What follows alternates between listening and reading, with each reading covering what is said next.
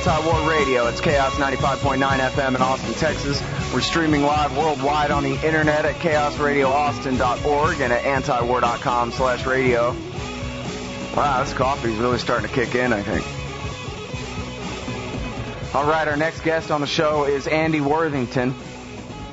He's the author of the Guantanamo Files. You can often find what he writes at Counterpunch, at the Future Freedom Foundation, at antiwar.com, and at his great blog, andyworthington.co.uk. Welcome back to the show, Andy. How are you? I'm good, Scott. How are you doing? I'm doing great. Welcome back to the show.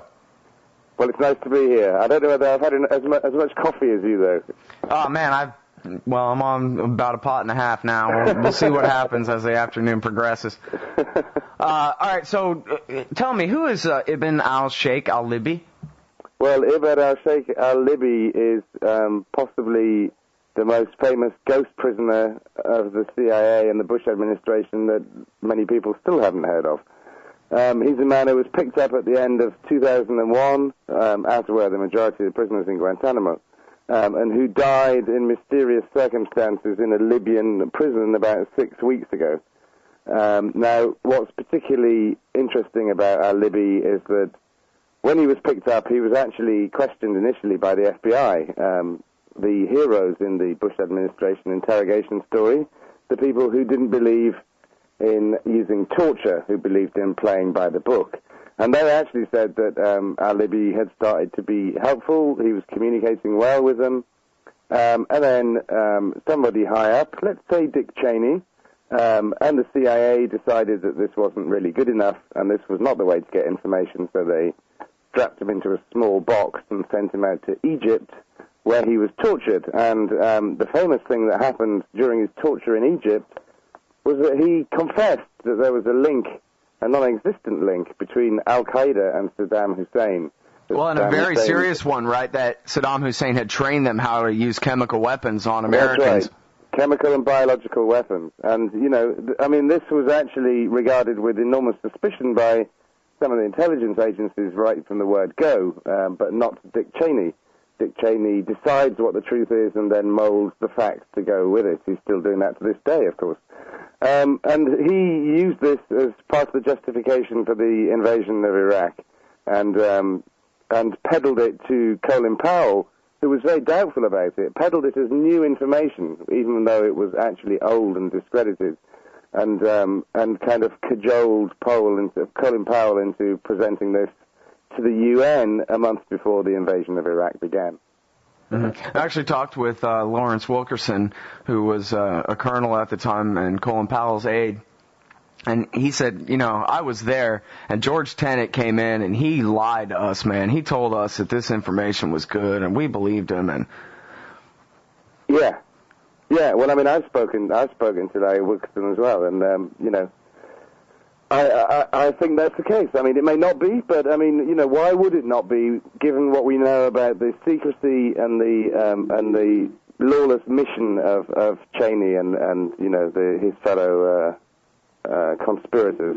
Mm-hmm. Well, Powell, he knew he was out there to sell us an aggressive war and that it was illegal and wrong for all the reasons that he knew it was, the same ones that we knew at the time. And he knew he was, out there basically telling, even if he was taking what he thought were little truths, he was weaving a big lie out of it, and he knew it good and well. So it's beside that point. But this is part of what became major ammunition in the propaganda of the war party in the run-up to the war. They really relied on this. George Bush and others in his administration, as well as all the propagandists on TV, used this over and over again. Absolutely. They didn't care less if it was up to them whether there was any legitimate reason for invading Iraq. But they were aware that people wanted there to be a legitimate reason, so they very much needed something like this. All right, now, this guy's dead now. Where did he die, and how did he die? Well, he went on quite a journey before he ended up in Libya, which was what I was kind of able to put together.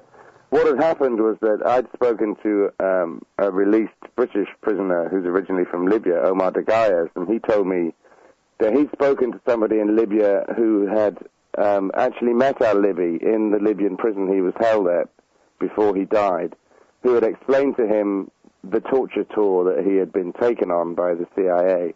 And the places that are mentioned, they fit with stories that have been mentioned before, and I have no reason to doubt the truth of it on that basis, really. So he not only went to Egypt, he was taken to Morocco, he was taken to Mauritania, that's in Western Africa, he was taken to Jordan, and then he was taken to Afghanistan, where he spent time in at least 3 secret CIA prisons there, including one that's not very well known. The horrible thing, really, that I was told about his story, particularly in the African prisons, was that in each place, people were brought before him who he was required to identify. And, of course, we know that he wasn't being treated well when he was on this torture tour. So torture and a large number of witnesses paraded in front of him kind of expands the torture story really quite horribly, in my mind. And one of the things that I went into in the article was about how other prisoners have pointed out that they were shown photographs. I mean, in fact, this happened to all the Guantanamo prisoners. It also happened to the high-value prisoners. As far as I can see, this is widespread throughout the war on terror. It's a very easy way to put pressure on people and to get them to make false confessions about people. They called it the family album when it was used in the U.S. prisons in Afghanistan before Guantanamo. Show people photographs of other people that you have, either that you've captured or that you want to know about. Put pressure on them and get them to come up with stories about them. And as we're seeing from the court cases, the habeas corpus cases in Guantanamo, most of what purports to be evidence on the government's part is confessions made by other prisoners, and these guys are unreliable. They were either tortured, coerced in some other way, they were bribed, given better conditions. There are some notorious liars in Guantanamo as a result of that. And in some cases, there were people with severe mental health issues. And I think in every case, this photo album, the family album, comes into it. What's easier, really? Show somebody a picture of somebody, tell us what you know. I know nothing. Oh, well, let's try again. Yeah? Yeah. I mean, at some point, really, you're just going to start telling them whatever it is that you think they want to hear. Well, exactly. I don't know this guy. Yes, you do. Okay, I saw him at a training camp. And off you go. Well, I think it was the Washington Post reporter. They had a quote from some new documents, and, this one part, I guess, wasn't blacked out, and I forget now if it was al-Shaykh Mohammed or Abu Zubaydah who explained that, they asked me where Osama bin Laden was, and I said, man, I don't know. And then they beat the hell out of me, and I said, oh, yeah, he's, in this one region over there, where he is. Or Yeah. I think that was al-Shaykh Mohammed, actually. Yeah, I mean, well, what do you expect? What's he going to do, they never, it's almost like the foreign policy, in general, right? They never ask, well, wait a minute, though, but what if this is true? What if, for example, he doesn't really know where Osama bin Laden is? Then, you know what I mean? They never ask that of themselves. Yeah, I know. Well, I mean, the fact is that, all the reports that come out at that time, occasionally you hear reports from kind of outside the military and outside the prisons of the obsession that they had with finding Osama bin Laden and Mullah Omar. What's kind of particularly stupid about this whole thing is that, what was the most important thing to somebody like Osama bin Laden? Secrecy. What was the most important thing about how the 9/11 attacks took place, apart from the incompetence of the intelligence agencies who didn't stop the guys when they had several opportunities to, was secrecy. Do you go around telling this to a load of people if you want it to be successful? No, you don't. You keep quiet about it. And, how many tens of thousands of people were interrogated about the whereabouts of Osama bin Laden, when probably about 6 guys knew. And where were they? Well, they were with bin Laden. Well, I read something, and I think this was the Christian Science Monitor or something, about Iraqis being thrown in a cage with a lion and saying, where are the weapons of mass destruction? Like, thrown in a cage with a lion. I guess they got from the Baghdad Zoo or something. I don't think they kept him in there very long or whatever, but just, man, I don't know where your weapons of mass destruction are, bro. No. Well, I mean, the great thing about the Iraqi weapons of mass destruction is that what you should really say is, why don't you go and have a look at your invoices? Yeah, exactly. Because whatever Saddam Hussein had, which had degenerated by the time you invaded, you guys sold them to him in the first place. Yeah, right. Why don't you go back and look at the video footage of the destruction of every last bit of it in 1991? Thanks a lot. Right. All right. Well, and of course we know that, and maybe, I don't know if you know off the top of your head, like all the different ways that we know that Dick Cheney was seeking lies. That was the purpose of this thing, was that many of these people were tortured. I know I read a McClatchy story that had quotes from agents, I guess lower-level agents in the government, and they said that's exactly what was going on, was Cheney was saying, beat everybody up until they point their finger at Saddam Hussein. Yeah. Well, the thing is, though, that I always, I do believe all along that he thought that was the case. The difficult thing of trying to understand Dick Cheney's mind and the way that it works or the way that it doesn't work is that this is a guy who became intensely paranoid after 9/11 and then tried to shape reality to what he thought it was. So if you look at extreme paranoia, and honestly, I believe extreme paranoia, when you read the stories about everybody who knew this guy, who was not pleasant before, but said, whoa, he changed, it's like, well, that's scary. But, he saw threats, and the way that him and the guys around him, saw things was, okay, well, that's the truth. Now we find the ways to get the people to tell us the truth. And the torture, when you see it that way, it's just another example of their stupidity. It's like, well, even if you believe this, why didn't you go about it the right way, which is to hire professionals to sit down with these guys without using all the torture and stuff to find out whether there is. Well, I think that may explain the behavior of some of these people, but I don't buy that for Dick Cheney. I've read the whole thing about, well, he even said at that speech a few weeks ago about, there was a plane and it was headed right for me and I was real scared and all that kind of thing. And I understand there must be a little bit of that. But, the American Enterprise Institute has been trying to push the Osama bin Laden is really a front for Saddam Hussein outright lie for, now 15 years or something. Saddam Hussein's Unfinished War with the United States by Laurie Milroy. She and Judy Miller, notorious liar Judy Miller, wrote books together. And their whole thing was that Ramzi Youssef was really an Iraqi agent who killed Ramzi Youssef and was pretending to be him. And the whole thing is all Saddam Hussein's secret war against us. So I think Dick Cheney, out of pure, malevolence and premeditated homicide, decided to torture these lies out of these people so he could have his war. He knew he was lying since way before 9/11 about that. Well, I know they wanted that before. In fact, Cheney's wife, Lynn Cheney, endorsed Laurie Milroy's book, and I think so did Wolfowitz and Scooter Libby as well. Yeah. Well, it's just two slightly different ways of looking at it, I suppose. But it comes down to the same thing that that he is a madman obsessed with finding a way to take America into an illegal war in Iraq. Yeah. And now, I forget I don't know if you said or if I've ever heard, was this guy al-Libi actually an al-Qaeda terrorist, friend of Osama, who should have been at least arrested and tried in New York or something?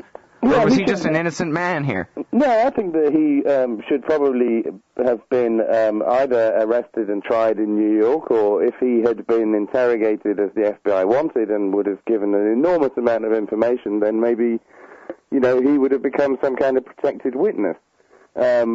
He was not connected to al-Qaeda. The thing about al-Libi was that he was a mujahideen against the Soviet Union, and then he established his own independent training camp for jihad. Now, that means many things. To him, largely what it meant was Bosnia and Chechnya throughout the 1990s, and Chechnya, right up to the end.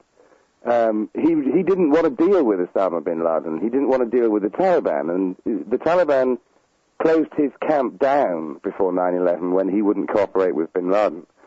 So, I'm not painting this guy as somebody who wasn't a threat, because clearly he was, because people that he trained for jihad, there's many people who said this. Abu Zubaydah has said this as well, that they gave people training and it was up to them what they did with it. If they wanted to do it as a kind of, learning part of the process of growing up as a young man to learn self-defense should you need it, which is really what some of these young guys did. They could do that.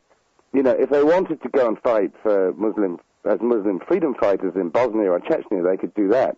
Similarly, and this is where it gets worrying, if they wanted to go, say, back to Northern Africa or to the countries that they lived in Europe to plot terrorist attacks, then they could do that. So, it's not all benevolent, but what it shows is the kind of different faces of what jihad meant. And, the kind of crucial thing, if we are looking at the pursuit of al-Qaeda, is that this guy wasn't connected to al-Qaeda. And remember, his gatekeeper was Abu Zubaydah. And Abu Zubaydah is one of the high-value detainees in Guantanamo, one of the most tortured people in the war on terror. And the FBI said all along, this is not the guy that you think he is. You think he's the number 3. And in fact, one of the redacted bits from the transcript that was released was just one line of Zubaydah saying, yeah, after all this, you come to me and say, oh yeah, sorry, we know you're not the number 3 in Al-Qaeda. Yeah. Yeah, it's ridiculous. All right, now let me give you a chance to address the mysterious death of this guy, or how mysterious is it? Sheikh al-Libi in Libya. Well, in terms of the Libyans, it's not that surprising. I mean, what happened was that... it's officially a suicide. Yeah, it is, yeah. But, there's a long history of political prisoners suiciding themselves in Libya and, then finding out that they've been shot in the back. I'm sure that the Libyans wanted to get rid of him. Now, the bigger question is, how useful was that for the CIA? Well, for some people within the CIA, wouldn't that be useful to get rid of him as well? This is the guy who knows too much. Yeah, well, Gaddafi's our guy now. After years and years of trying to suck up to the West, they finally allowed him to after the Iraq War so they could pretend the Iraq War convinced him to. Well, absolutely they did. And, and they've just strengthened their ties with Libya. 3 days after al-Libi died, the American flag went up over the embassy for the first time in nearly 40 years. That's so funny because, he was the enemy du jour when I was a little kid in the 80s. I remember drawing pictures of F-111s heroically bombing the people of Libya on the back of my work at school. Right. Man. That's real I must have politics. been a handful. That's realpolitik in action, isn't it? Yeah. What's happened with Gaddafi. And by the way, I'm sorry, I just want to go ahead and throw in here for the footnote that there's an article in the New York Times Magazine, I think it is, all about Gary Hart. And he talks about being in Athens and an agent of Gaddafi approaching him and saying, hey, you're former Senator Hart. I want to talk to you. Listen, we want to work out a deal and we'll do whatever you say, and how he relayed that information back, I think, to the Clinton administration even, and they refused. And, of course, the Bush administration refused until, I guess, the end of 2003 to finally allow Gaddafi to suck up to the West like he'd been trying to do, including having 2 of his nationals take the blame for that Lockerbie, Scotland thing, which I understand was actually not done by them. Yes. Well, I don't know enough about that story, but yes, it's all very likely, isn't it? But the bad thing about Gaddafi is, as I say, it's not so much al-Libi. I would like to see people be able to differentiate between different types of jihad. But, I'm not saying I have sympathy for this guy. But what's happened as a result of Gaddafi becoming, one of our guys, is that the people who historically were opposed to him, 7 years ago, they were our friends. As soon as Gaddafi does the flip, well, hey, those guys are our enemies now. And there's only a handful of them, but there's about 6 of these guys in Guantanamo. Enemies of Gaddafi, therefore enemies of the U.S. What's going on? And we have the same thing going on in Britain as well. We have these guys held under control orders, which is like house arrest. They can't return these guys to Libya because, like the United States, we're not allowed to return people to countries where they face the risk of torture. But why have we got these guys held in their houses under these strict curfews? Well, they were enemies of Gaddafi. It's part of the trade-off. But what are they known to as the British public? Terrorists. Yeah.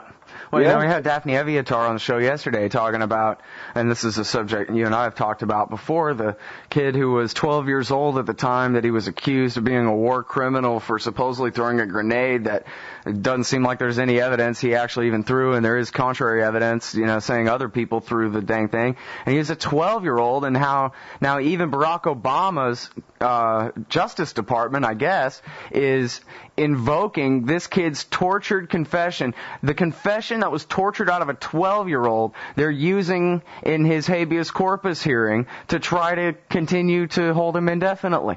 Yeah, well, it kind of is unbelievable to me, Scott, because even before Obama came in, the judge this kid has been put forward for trial by a military commission, and even before Obama came in, the judge had ruled out all the evidence against him as being obtained through torture, and therefore it couldn't be used. And that's all there is.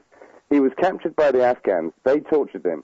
A couple of hours later, he was handed over to U.S. forces who also took a confession of him.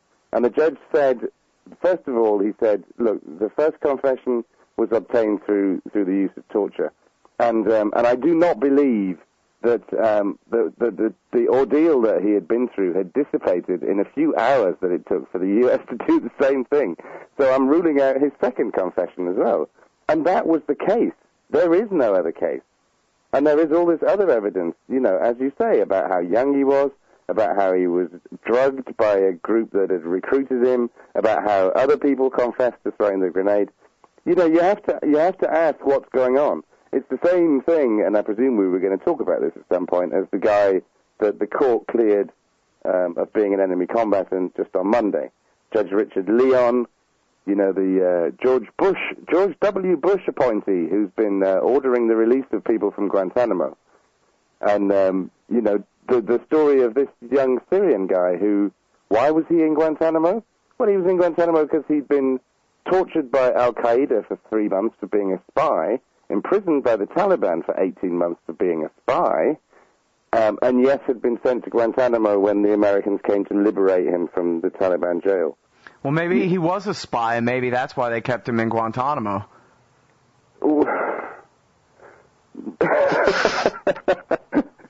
I mean, geez, if the al-Qaeda tortured him, he must be guilty, right? Or else why would they be torturing him?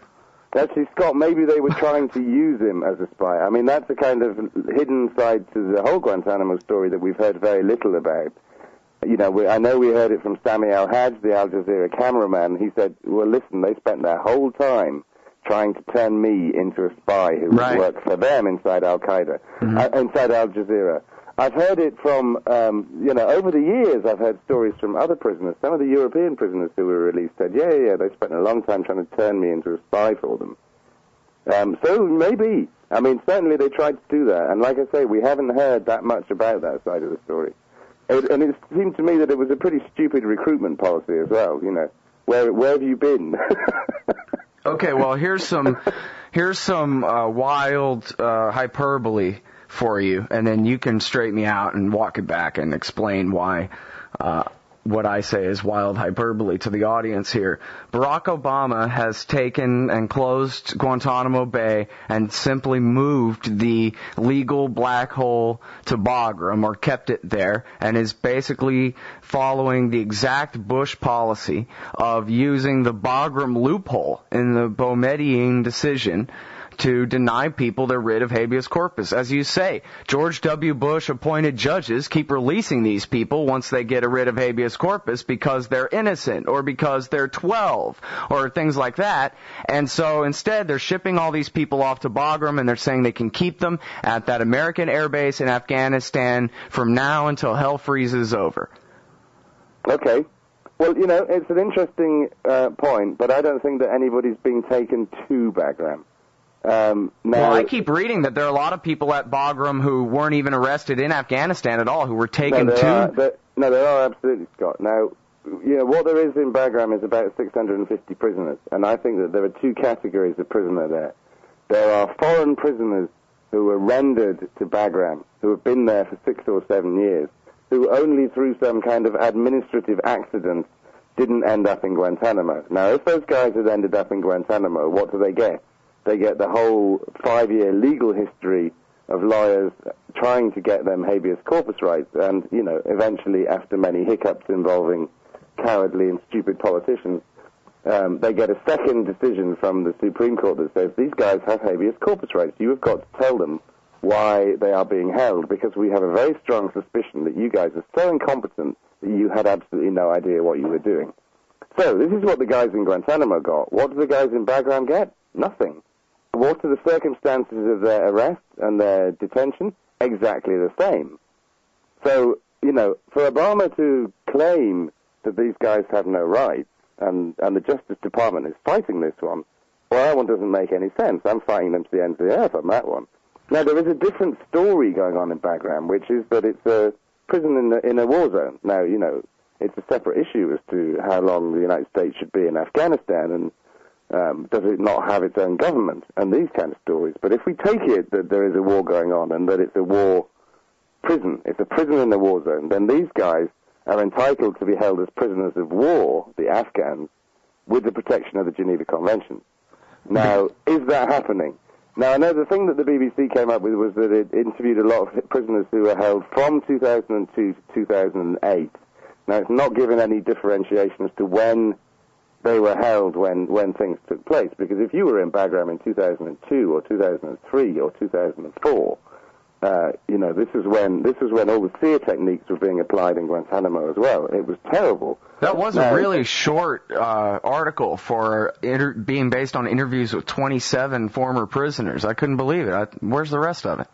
Right, okay. Well, where's the rest of the story? Yeah. Yeah, well, I don't know. Can you not print that as well? Put it on the internet. There's loads of room in cyberspace. Well, so let me ask you. So my hyperbole was that Obama is still renditioning people to Bagram during, since January 20. That was the part where I went off the story. Is that it? I don't think that he is, but we know that he's kept open a loophole, and Panetta has talked about this as well, where under controlled circumstances they will be able to render prisoners if they want. And what Panetta actually said was, pretty much, if we do that, they're probably not coming into the U.S. system at all. They're going to be sent to their home countries, i.e. rendition to disposal and torture. But, they both stressed they're not going to do it very much. And I think it would be a very big overhaul of everything that's happened to really go back on that one, because that's the setup that Clinton came up with. In fact, he came up with it kind of by default, because he said to the CIA in the mid-90s, the CIA went to him and said, what are we going to do about these kind of guys that we keep coming across every now and then who are very dangerous, but, we don't want them in the system. Right, and then Bush turned that into, now we'll go ahead and torture them instead of sending them back to their home countries. I'm sorry, we're up against the time wall here. We're all out of time. I really appreciate you coming back on the show, though, Andy. Hey, Scott, that's great. All right, everybody, that's Andy Worthington. The book is The Guantanamo Files. The website, andyworthington.co.uk. That's Anti-War Radio for today. Coming up next, The Mike Danger Show on Chaos Radio 95.9 FM in Austin, Texas.